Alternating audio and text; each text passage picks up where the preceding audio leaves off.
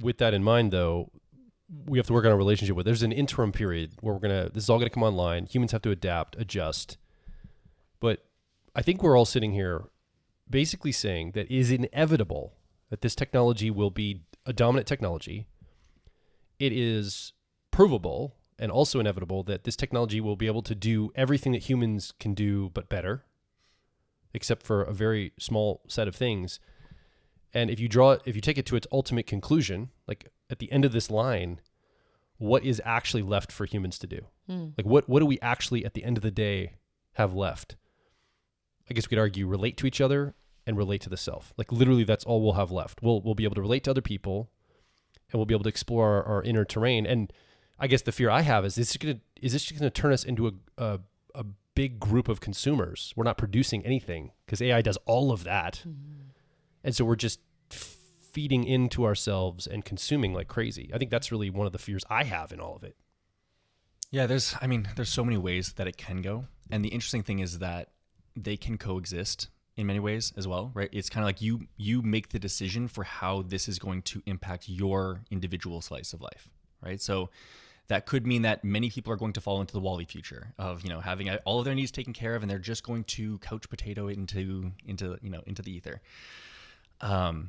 And the cool thing is that while that sounds like a really terrible outcome, the interesting thing that having AI take care of all of the engineering and all of the creation of our food and shelter and all that kind of stuff for us is that people who go that route don't actually become a drain on society. They just become geologically sequestered as much as they need to be in order to they're living their lives and that's it. And it really doesn't matter because we have such a ridiculous data abundance. Oh, and there's no reason to judge it because they're not a pull on resource. Yeah. Right. It's like that's a perfectly valid choice to live your life that way. It's a manifestation of their proclivities and that's their choice to make and cool for them. Right. Whatever.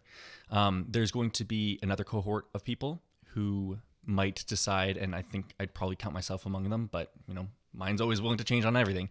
But I think that what I would love to be able to do, or love for AI to create as a context, is the ability for humans to really navigate, and I think you touched upon this, navigate our inner terrain, really map out what the self, capital S, actually means, right? Like if you're thinking about this in a Graves model level, like what does Graves 8, 9, 10, like what does that even mean? It's kind of weird and woo-woo conceptual at this point, but when you have all of your base needs taken care of, and we are tasked with learning to be wise on a fundamental level that we don't even know what we're talking about right now, like just deeply wise, like species wise or something like that, right?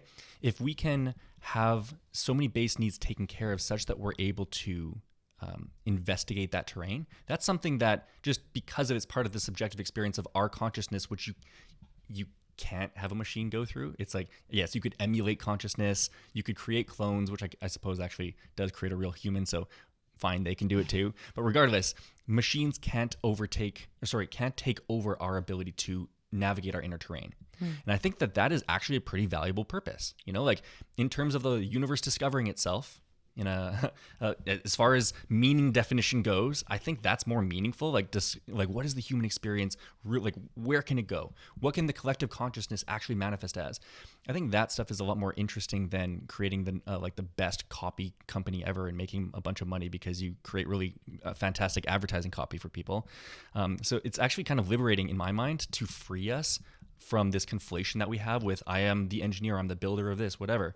We can start tapping more into our inbuilt desires for creating community and loving each other. And how can we actually have the wisest version of TI and FE and TE and a bunch of cognitive functions all like working at their maximum capacity. I don't even know what that would look like. And the investigation of that potential future is incredibly exciting for me. And so that's, one cohort can go there.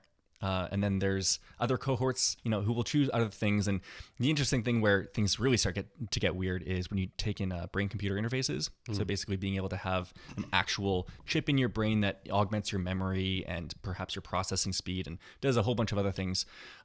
Or you have what's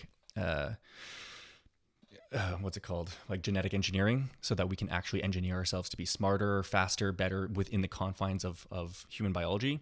That's where things can get kind of murky because that technically creates the possibility whereby you can have separate human species all living together. And I can imagine some type of strife being caused by that. Oh, yeah. But at the very least, we won't be able to harm each other very much because, again, the engineering capacity is all in the arm of the, unified AI, and it's in an arms race with itself, and it's deadlocked, right? So at the very least, you might have like, oh, it's one of them OGs, them augmented humans or something like. So you might have people falling into those kind of camps. But I think that when we are creating science fiction about future scenarios, we're sort of projecting our own proclivities onto the people in those environments, but they're so holistically different like their environment is so holistically different that it's kind of hard to know actually how humans will interact in that environment.